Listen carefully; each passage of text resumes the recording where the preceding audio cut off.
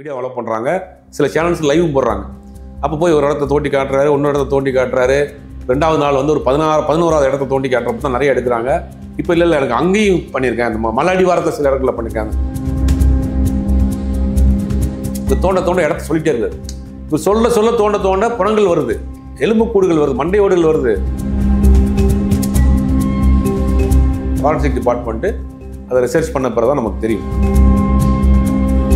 ஆனால் இப்பயுமே நமக்குலாம் என்ன சந்தேகம் அப்படின்னா, இந்த கேஸ் ஈஸியாக ஊற்றி முடிவாங்க. ஒரு 300 வருஷத்துக்கு முன்னாடி சுடுகாடாக இருந்துச்சுங்க அப்படின்னு சொன்னால் பண்ணுவீங்க. இவர் வந்து மனநிலை பாதிக்கப்பட்டவருங்க அப்படின்னு சொல்லி கேஸை ஊற்றி முன்னா இப்போ வந்து என்னென்னா அந்த காட்டுப்பகுதி உள்ள வரைக்கும் போயிட்டாங்க. இப்போ ஒன்றும் சில இடங்களையும் காட்டுறாரு. ஏன்னா ஒரு 10 வருஷம் ஆச்சு, எனக்கு சரியாக ஞாபகம் இல்லை அப்படின்னு ஒவ்வொரு இடமா காட்டுறாரு. இந்த இடத்துல போச்சேன், இந்த இடத்துல போச்சேன். சினிமா படத்தில் கேட்கக்கூடிய கதை மாதிரி இருக்கு. அவர் சொல்கிற வாக்குமூலத்தில் ஒரு வாக்குமூலம் சொல்கிறாரு, என்கிட்ட வந்து ஒரு குழந்தைய வந்து ஸ்கூல் பொண்ணை வந்து யூனிஃபார்மோட கொண்டு வந்தாங்க, முகம் சிதைக்கப்பட்டு. நம்ம கேட்குறப்பே அப்படியே நடுங்குது. அவர் நான் வந்து என் வேலை ஒன்றுன்னு போயிருக்கலாம். இன்றைக்கி அவருக்கு எவ்வளோ பெரிய த்ரெட்டிங் வரும், எவ்வளோ அவருக்கு அச்சுறுத்தல் இருக்கும், நீ அவர் எப்படி இருக்க போகிறாருங்கலாம் பெரிய கேள்வி. நான் உயிர் தானே போனால் போயிட்டு போகுது, நான் என்னதையோ பண்ணிட்டேன் அப்படிங்கிற ஒரு துணிச்சலோட நீங்கள் வந்து வெளியில் சொல்லியிருக்காரு. அவர் சொன்ன விஷயங்கள், அங்கே தோன்ற விஷயங்கள், அங்கே எடுக்கக்கூடிய எலும்புக்கூடுகள்லாம் பார்க்குறப்ப ஒரு பெரிய வேலையை இந்த ஆட்கள்லாம் செஞ்சிருக்கு. பெரிய ஆட்கள் பெரிய வேலை செஞ்சுருக்காங்கன்றதான் தோணும்.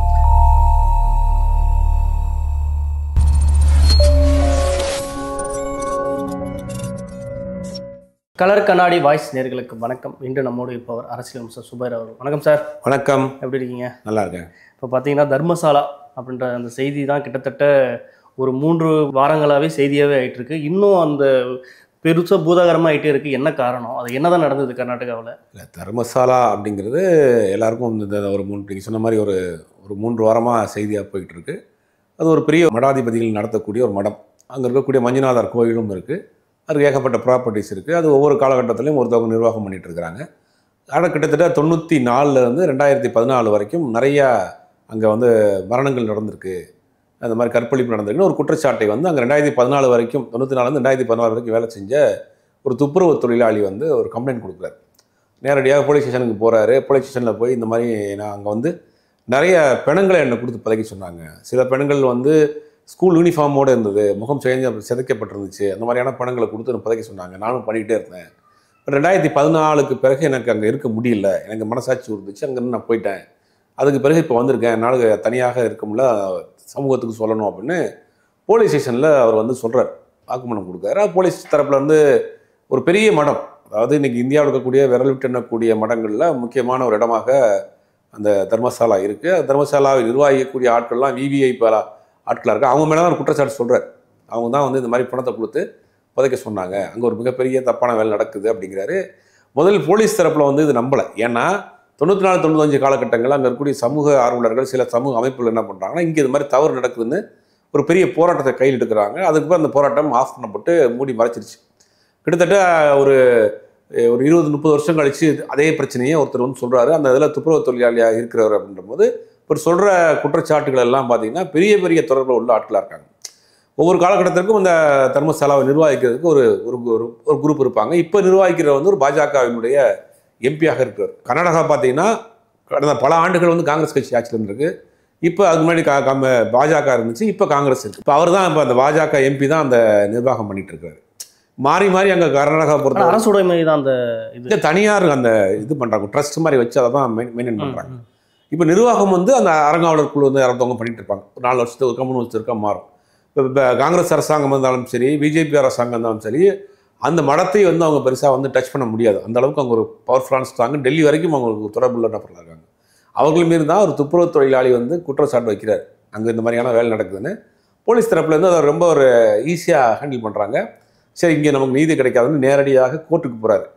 நேரடியாக கோர்ட்டில் அட்வொகேட்டோட கோர்ட்டில் போய் வெளியே தன்னுடைய முகம் தெரியக்கூடாதுங்கிறதுக்காக மாஸ்க்லாம் போட்டு போகிறார். மீடியாக்கள்லாம் நிற்கிது. இவர் அட்வொகேட்டோட உள்ளே போய் ஜட்ஜிட்ட தனியாக வாக்குமூலம் கொடுக்குறாரு. இந்த மாதிரியெல்லாம் நடந்திருக்கு, எனக்கு இது மாதிரிலாம் ஆதாரம் இருக்குது, நானே பல பணங்களை அடக்கம் பண்ணியிருக்கேன், எனக்கு மனசாட்சி கேட்கல, அதனால தப்பிச்சு ஓடி போயிட்டேன், இத்தனை வருஷம் கழித்து நான் இந்த சமூகத்துக்கு சொல்லிடணும், இன்னும் எத்தனை பேர் அங்கே இருக்கிறாங்கன்னு தெரியல, நீங்கள் வந்து உடனே ஆக்ஷன் எடுங்கன்னு நீதிமன்றத்தில் நீதிபதியிட்ட தனியான வாக்குமூலம் கொடுக்குறாரு. இவர் யாரும் தெரியக்கூடாது வாக்குமூலம் கொடுத்தோன்னே நீதிபதிகளுக்கு பயங்கர ஷாக்கு. இவர் சொல்கிற இடங்கள்லாம் பெரிய பெரிய ஆட்களாக இருக்கிறாங்க, சொல்கிற இடமும் பெரிய இடம். சரி ஒரு இன்வெஸ்டிகேஷன் போட்டு பார்ப்போம். ஏன்னா அதுக்குள்ளே என்னென்னாச்சுன்னா இவர் போலீஸ் ஸ்டேஷனுக்கு போயிட்டு கோர்ட்டுக்கு போகிறதுக்கு முன்னாடியும் அங்கே இருக்கக்கூடிய லோக்கல் யூடியூப்ஸ் வந்து நிறையா வந்து அதை வந்து ஃப்ளாஷ் பண்ண ஆரம்பிச்சிட்டாங்க. மெயின் டிவி சேனலில் வந்து கை வைக்கிறதுக்கு பயப்படுறாங்க, செய்தி ஆக்குறதுக்கு பயப்படுறாங்க. ஆனால் லோக்கல் இருக்கக்கூடிய யூடியூப் சேனல்ஸ் என்ன பண்ணுறாங்கன்னா அதை கையில் எடுத்து பெருசாக அதை வந்து ஃபோக்கஸ் பண்ணி இதை எக்ஸ்போஸ் பண்ண பிறகு வேறு வழி இல்லாமல் நீதிமன்றத்தில் போய் சொன்ன பிறகு நீதிமன்றம் ஒரு ஆர்டர் போடுது. ஸ்பெஷல் இன்வெஸ்டிகேஷன் ஒரு போடுவோம், எஸ்ஐடி ஒன்று போட்டு நீங்கள் விசாரிங்கன்னு சொல்லி ஒரு டீம் ஒன்று போடுறாங்க. போட்டு அந்த தர்மசாலா போய் தோண்டி பாருங்கள் விசாரிங்கன்னு சொல்லி ஒரு டீம் போட்டு உள்ளே போகிறாங்க. கிட்டத்தட்ட ஒரு 3 நாள், இது 3ஆவது நாள். உள்ளே போனோடனே முதல் நாள் வந்து கிட்டத்தட்ட தர்மசாலா இருக்கிற ஏரியா வந்து அதனுடைய அப்படி தொடர்ச்சி வந்து ஒரு ரிசர்வ் ஃபாரஸ்ட் மாதிரி காட்டு பகுதியாக இருக்குது பின்னாடி. இப்போ முதல்ல வந்து ஒரு 13 இடங்கள்னு சொல்கிறார், 13 இடங்களில் 12 இடங்களும் சொல்கிறார். ஒருத்தர் மாஸ்க் போட்டு வந்து அவர் தான் அந்த துப்புரவு தொழிலாளி. அவர் அப்படி வெளிப்படை சொல்லலாம். அவர் உயிருக்கு ஆபத்து எவ்வளோ பெரிய இடத்துல சொல்லிட்டு இருக்காரு. அவர் கோர்ட்டுக்கு போகிறப்ப மாஸ்க் போட்டு தான் போனார். நீதிபதிகிட்ட வாக்குமூலம் கொடுக்குறப்ப தான் அந்த மாஸ்க் கழட்டினார். கோர்ட்டு கூட போலீஸ்ல அதுக்கு ஒரு இது சேஃப்டி பண்ண எவ்வளோ நாள் தான் கொடுப்பீங்க? எவ்வளோ சொல்கிற இடம்லாம் மிக மிக விவிஐபியாக இருக்காங்களே. அப்போ இவருக்கு ஒரு பாதுகாப்பு வேணும்ல. அந்த விவிஐபியாக இருந்தாலும் விவிஐபி ஆதரவாளர் ரோட்டில் போகிறப்ப எதாவது நடந்துச்சுன்னா அதுக்கு பிறகு என்ன சொன்னாங்கன்னா இந்த செய்தி வந்த பிறகு இவர் மனநலம் பாதிக்கப்பட்டவர், இல்லை அவர் குறிப்பிட்ட சமூகத்தை சேர்ந்தவர், அவதூறு பரப்புறாருன்னு இவர் மேலே நிறைய பிராண்ட் பண்ணப்பட்டது. ஆனால் அது இல்லாமல் நீதி தைரியமாக நீதி கிடச்சி ஆகணும்னு ஒரு நீதிமன்றத்துக்கு போன பிறகு தான் இப்பயும் வந்து அவரை மாஸ்க் போட்டு தான் கூட்டு போகிறாங்க. தர்மசாலா கோயிலுக்கு பின்னாடி ஒரு 12 இடம் 13 இடம் காட்டுறாரு. இந்த இடங்களெல்லாம் நான் புதைச்சிருக்கேன் அப்படின்னு. சில மண்டை ஓடுகள்லாம் கிடைச்சது. அதான் முதல்ல ஒரு இடத்த தோன்றாங்க, அங்கே ஒன்றும் இல்லை. 3ஆவது இடத்த தோன்றாங்க, அங்கேயும் ஒன்றும் இல்லை. 6ஆவது இடத்த தோன்றப்ப தான் என்ன பண்ணுறாங்கன்னா சில மண்டை ஓடுகள், முதுகு தண்டுவடம், கைகாலுடைய எலும்புக்கூடுகள், சில இப்போ பெண்களுடைய சேலை, வளையல் இதெல்லாம் எடுக்கிறாங்க. 6ஆவது இடத்துல இருக்காங்க. அப்புறம் 7ஆவது இடம், 8ஆவது இடம், 11ஆவது இடத்துல தோன்றப்ப தான் நூற்றுக்கணக்கான மண்டை ஓடுகள் இந்த மாதிரியான புதைச்சி என்ன இருக்கும் 10 வருஷம் 5 வருஷம் புதைச்சது எல்லாத்தையும் எடுக்கிறாங்க. எடுத்தவொடனே அதுக்கு பிறகு அங்கே ஒரு பெரிய செய்தி ஆகுது. இப்போ டோட்டலாக வந்து கர்நாடகா முழுவதும் இதுதான் ஒரு பேசுவரெலாம் பரபரப்பாக போய்கிட்டு இருக்கு. இப்போ இவர் வச்ச குற்றச்சாட்டுக்கும் அங்கே போய் நடத்த ஆய்வுக்கும் எடுத்த சோதனைகளையும் பார்க்குறப்ப இவர் சொல்கிறதெல்லாம் வந்து ஏறக்குறைய உண்மையாக இருக்குமோ அப்படிங்கிற மாதிரி தான் தோணுது. கோர்ட்டில் கூட வந்து இது அவங்களே தீர்ப்பு சொல்கிறதா இருக்குது. சர்ச்சையான இதை முறையில் இருக்க அந்த இதுக்கு பேவராக இருக்கிற மாதிரி இருக்குன்னு சொல்கிறாங்க. அந்த மடாதிபதிக்கு பேவராக இருக்கிற மாதிரி சொல்கிறது. அதுக்கு எதிராக வீடியோ போட்டால் கூட டெலீட் பண்ணுற சொல்லி அந்த கர்நாடகா பெரிய அளவில் வந்து அங்கே வீடியோ போட்டவங்க டெலீட் பண்ண சொன்னது. மெயின் ஸ்ட்ரீம் சேனலில் வந்து அங்கே நடக்கிறது காங்கிரஸ் ஆட்சி, ஆனால் அங்கே பொறுத்த வரைக்கும் நீண்ட நாட்கள் காங்கிரஸ் தான் ஆட்சியில் இருந்துச்சு. காங்கிரஸ் இப்போ அது கொஞ்ச நாள் வந்து பாஜக இருந்துச்சு. தமிழ்நாடு நிலைமைகள் தாங்க. அங்கே கர்நாடகாவை பொறுத்த வரைக்கும் இந்த மடாதிபதிகளை கொஞ்சம் ரொம்ப பயப்படுவாங்க. ஏன்னா அவங்க வந்து ஓட்டு கேட்க முடியாது, அவங்க பெரிய அளவில் இன்ஃப்ளூயன்ஸில் இருப்பாங்க. அப்படிங்கிறதுனால அவங்கள வச்சு ஒரு குறிப்பிட்ட மடாதிபதிகள்கிட்ட போய் தான் ஆசீர்வாதம் வாங்கிட்டு தான் நாமினேஷன் தாக்கல் பண்ணுவாங்க. அந்த அளவுக்கு அங்கே வந்து சாமியார்களுடைய கை ஓங்கி தான் இருக்கு. ஜெயின் கம்யூனிட்டி பின்புலமாக இருக்குன்ற மாதிரி அப்படிங்கிற மாதிரி ஒரு தகவல் வருது. ஆனால் ஒரு இந்து கோயில்னு சொல்கிறாங்க. இந்து கோயில் மஞ்சுநாதர் கோயில் ப்ளஸ் ஜெயின் கம்யூனிட்டி தான் அதை மெயின்டைன் பண்ணுறாங்க. அவர் ரெண்டையும் மிக்ஸ் பண்ணி சொல்கிறாங்க. ஜெயின் கம்யூனிட்டினா அது எங்கே வரைக்கும் போகுங்கிறது நமக்கு தெரியும். இந்தியாவில் இன்றைக்கி யார் உச்சபட்ச பதவிகள் இருக்கிறாங்கன்ற மாதிரி அதில் லென்த்தியாக போகும். ஆனால் இப்போ விசாரணைங்கிறது இப்போ தோண்டி எடுத்த பிறகு அதை வந்து ஃபாரன்சிக்கு அனுப்புவாங்க. அனுப்பிச்சு தான் இது உண்மை எந்த வருஷத்துக்கு முன்னாடி உள்ள இது எத்தனை ஆண்டுகளுக்கு முன்னாடி உள்ளது, அது ஆணா பெண்ணா அப்படிங்கிறதெல்லாம் நீங்கள் நம்ம ஃபாரன்சிக் டிபார்ட்மெண்ட்டு அதை ரிசர்ச் பண்ண பிறகு தான் நமக்கு தெரியும். ஆனால் இப்போயுமே நமக்குலாம் என்ன சந்தேகம் அப்படின்னா இந்த கேஸ் ஈஸியாக ஊற்றி முடிவாங்க. ஒரு 300 வருஷத்துக்கு முன்னாடி சுடுகாடாக இருந்துச்சுங்க அப்படின்னு சொன்னால் என்ன பண்ணுவீங்க? 4 வருஷத்துக்கு முன்னாடி சுடுகாடாக இருந்துச்சுங்க, இவர் வந்து மனநிலை பாதிக்கப்பட்டவருங்க அப்படின்னு சொல்லி கேஸை ஊற்றி முன்னா நான் சாமானியன்னு சொல்கிறவன். குற்றம் சாட்டை வைக்கிறவன் வந்து பெரிய விஐபி, குற்றச்சாட்டு சொல்கிறவன் சாமானியன். இது நீதி கிடைக்குமா அப்படிங்கிறது நான் தெரியல. நீதிமன்றம் இந்த விஷயத்தில் கொஞ்சம் ஸ்ட்ராங்காக இருக்குது. ஆனால் இந்த அளவுக்கு உள்ளே போயிருக்க முடியாது. இப்போ நீதிமன்றம் எடுத்த முயற்சி எடுக்கலைன்னா அங்கே போலீஸ் தரப்புலையும் சரி மற்ற தரப்புலையும் இதை வந்து ஆஃப் பண்ணுறது தான் பார்த்தாங்க. நீதிமன்றம் கொஞ்சம் ஸ்ட்ராங்காக இருந்துச்சு. ஏன்னா இதை வந்து எப்படியாவது பண்ணிடணும். அது ரொம்ப நாள் சொல்லிட்டு இருக்க ஒரு விஷயமா இருக்குது. நீதிமன்றத்தின் எடுத்த ஸ்ட்ராங்கான விஷயம் தான் இப்போ இந்த அளவுக்கு போயிருக்கு. இப்படி இந்த மடாதிபதி சார்ந்த தர்மசாலாவாக இருக்கட்டும், இந்த மாதிரி சாமியார்னு சொல்லிக்கிறதாகட்டும் பல குற்றச்சாட்டு தொடர்ச்சி இருந்துட்டு இருக்கு. ஆனால் பெருசாக ஆக்ஷன் இல்லாத மாதிரி இருக்குது. என்ன நிலைமைங்க? எல்லாம் அரசியல் தொடர்பு தான். முக்கியமான மடாதிபதியில் முக்கியமான சாமியார்களுக்கு டெல்லியில் இருக்கக்கூடிய உயர் பதவியில் இருக்கக்கூடிய அரசியல்வாதிகள் வந்து காத்து கிடந்து பாஜக வந்து பின்னாடி இது கொஞ்சம் பீக்காவாக இருக்குன்ற மாதிரி. ஏன் சந்திரசாமி ஜெயின் ஒருத்தர் இருந்தாரே காங்கிரஸ் அரசாங்கத்தில், வட இந்தியாவில் ராஜீவ் கொலை வழக்கில் கூட அவர் பேரில் அடிபட்டுச்சு, அவரெல்லாம் கைது பண்ணாங்க. அப்போ சாமியார்கள் வந்து எப்பயுமே இந்த மாதிரியான அரசியல்வாதிகளை கையில் வச்சுருவாங்க. பாஜக வந்தவொடனே அதிகமாக இருக்குங்கிறது உண்மைதான்.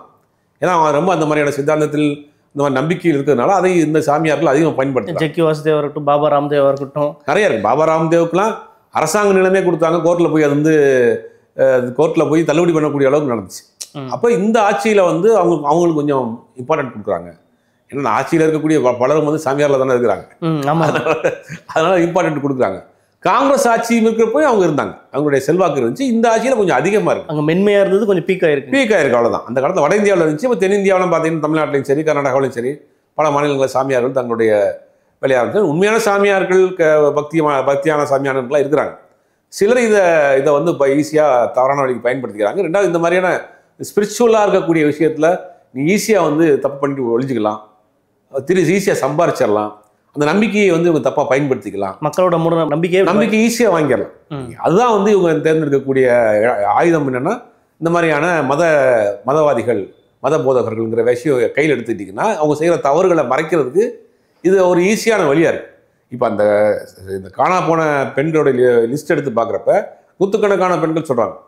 ஒரு அம்மாலாம் சொல்கிறாங்க, நேரடியாக பேட்டியே கொடுக்குறாங்க, என்னுடைய மகள் வந்து அந்த கோயில் ரொம்ப பெரிய டிவோட்டி, அடிக்கடி கோயில் தான் போயிட்டு வருவா, கடந்த 10 வருஷமாக காணோம் அப்படின்னு ரொம்ப குற்றச்சாட்டு சொல்கிறாங்க. நீ மீடியாவிலே பேசுகிறாங்க. பலரும் சொல்கிறாங்க, நாங்கள் இப்போ இந்த சர்க்கிள் இருக்க பலரும் சொல்கிறாங்க, என் குழந்தைய காணோம், என் மனைவியை காணோம் அப்படின்னு நிறைய பேர் இப்போ அந்த சம்பவம் வந்த பிறகு அதாக இருக்குமோங்கிற மாதிரியான குற்றச்சாட்டுகளை நிறைய வைக்கிறாங்க. ஒரு பதட்டமாக தான் இருக்குது அந்த விஷயம். இப்போ அடுத்தடுத்து அது எந்த அளவுக்கு போகும்? இப்போ 3வது நாளாக அங்கே விசாரணை தோண்டிட்டு இருக்காங்க. இப்போ வந்து என்னென்னா, அந்த காட்டுப்பகுதி உள்ள வரைக்கும் போயிட்டாங்க. முதல்ல அந்த தர்மசாலா பக்கத்தில் இருக்கக்கூடிய வரைக்கும் போனாங்க. இப்போ ஒன்றும் சில இடங்களையும் காட்டுறாரு. ஏன்னா ஒரு 10 வருஷம் ஆச்சு, எனக்கு சரியாக ஞாபகம் இல்லை அப்படின்னு ஒவ்வொரு இடமா காட்டுறாரு. இந்த இடத்துல போச்சேன் சினிமா படத்தில் கேட்கக்கூடிய கதை மாதிரி இருக்கு. இல்லை, பார்க்கும்போது அப்படி தான் இருக்கு. மாஸ்க் போட்டு அவரை போலீஸ் பாதுகாப்போட கூட்டு போய் அந்த ஏரியாவெல்லாம் பிளாக் பண்ணி சில மீடியாஸ் அலோவ் பண்ணுறாங்க. இப்போ மீடியா அலோவ் பண்ணுறாங்க, சில சேனல்ஸ் லைவும் போடுறாங்க. அப்போ போய் ஒரு இடத்த தோண்டி காட்டுறாரு, இன்னொரு இடத்த தோண்டி காட்டுறாரு. 2வது நாள் வந்து ஒரு 11வது இடத்த தோண்டி காட்டுறப்ப தான் நிறைய எடுக்கிறாங்க. இப்போ இல்லை எனக்கு அங்கேயும் பண்ணியிருக்கேன், அந்த மலாடி வாரத்தில் சில இடங்களில் பண்ணியிருக்காங்க, இந்த காட்டுப்பகுதிகளில் சில இடங்களில் பண்ணியிருக்கேன்னு ஒரு இந்த தோண்ட இடத்த சொல்லிட்டே இருக்காரு. இப்போ சொல்ல தோண்ட பணங்கள் வருது, எலும்புக்கூடுகள் வருது, மண்டையோடுகள் வருது, முதுகு தண்டுவடங்கள் வருது, சேலை வருது, இது வளையல் வருது, கிளிப்பு வருது, கேர்பின் வருது. அவர் சொல்கிற வாக்குமூலத்தில் ஒரு வாக்குமூலம் சொல்கிறாரு, என்கிட்ட வந்து ஒரு குழந்தைய வந்து ஸ்கூல் பொண்ணை வந்து யூனிஃபார்மோட கொண்டு வந்தாங்க, முகம் சிதைக்கப்பட்டு. நம்ம கேட்குறப்பே அப்படியே நடுங்குது. முகம் சிதைக்கப்பட்டு யூனிஃபார்மோட ஒரு ஸ்கூல் பொண்ணை கொண்டு வந்து இந்த அடக்கம் பண்ண சொன்னாங்க. காசியில் பார்த்தா அது என்னுடைய தூரத்தில் ஏதோ சொந்தக்கார பொண்ணு மாதிரி இருந்துச்சு.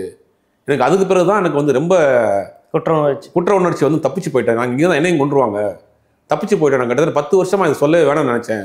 என் மனசாட்சி எனக்கு தூங்க விட மாட்டேங்குது, உறுத்திக்கிட்டே இருக்குது, இவ்வளோ பெரிய அக்ரூமம் நடக்குது, நான் சொல்லி ஆகணும் அப்படின்றது தான் அந்த தைரியமாக வெளியே வந்தார். உண்மையிலே அவர் பாராட்ட வேண்டிய விஷயமாக தான் இருக்கார்.